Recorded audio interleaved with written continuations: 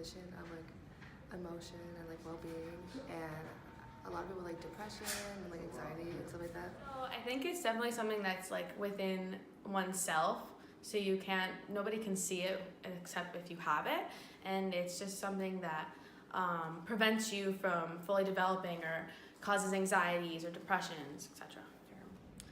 I'd say like in chemical balances within the brain, and then things that come to mind are like anxiety, depression, PTSD, things like that. Mental illness is like a disease within the brain, and what comes to mind is personally my mom, because she has a mental illness.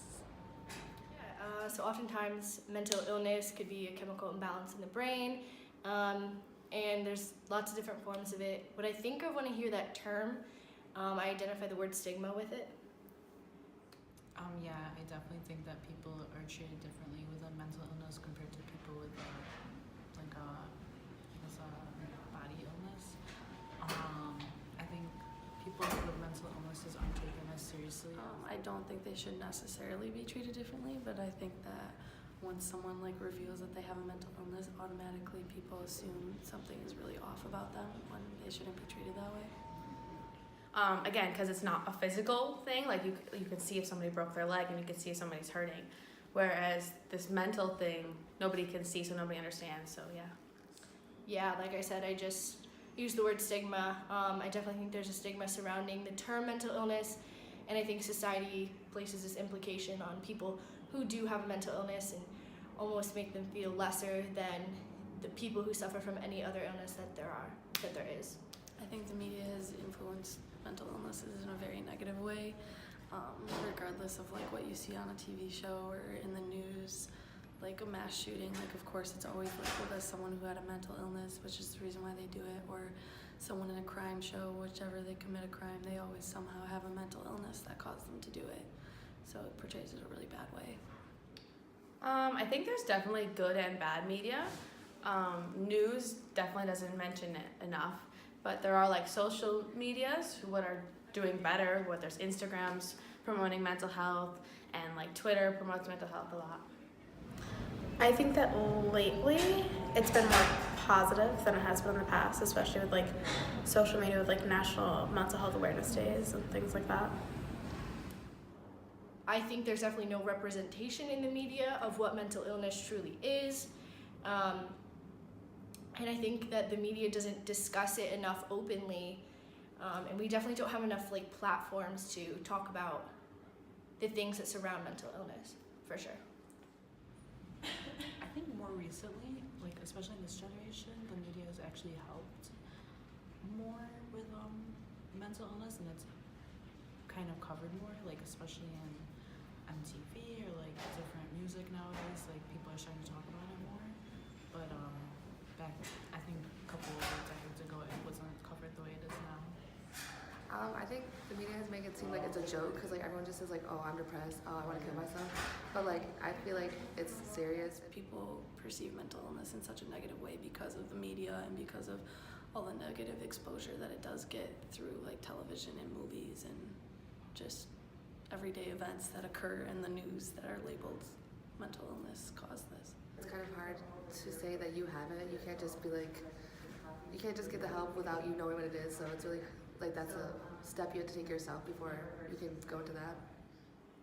I think it definitely depends on their situation. It's everybody is different in terms of who they can go to or where they can go to for help.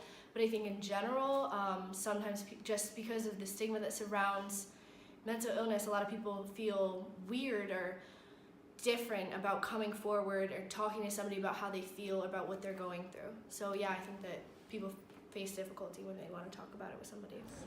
I think people don't take it as seriously as they do with regular illnesses, and there's less help out there for it.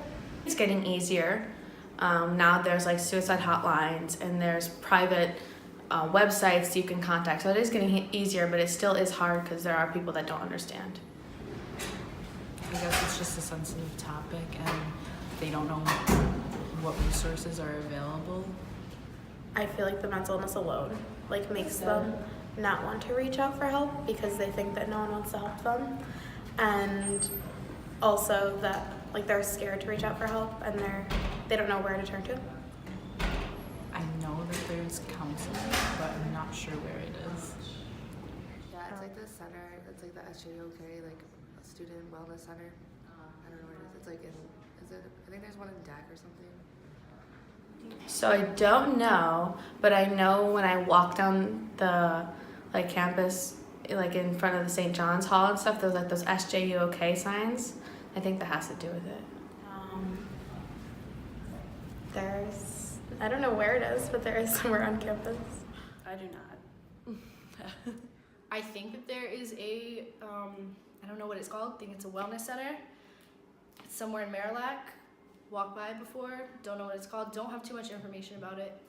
I don't think St. John's has good resources because I feel like if they did, I would know a lot more about it, and I probably would have went already, but I don't know anything about it, so I think it could be better.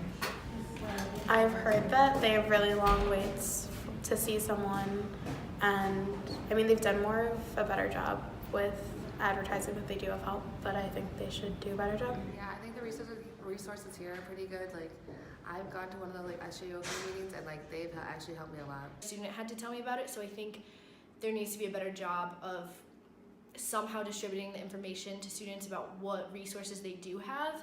I think that's one thing I would change, is just informing the student body about where they can go and who they could go to. And I think that the resources we do have, I know that the hours are weird.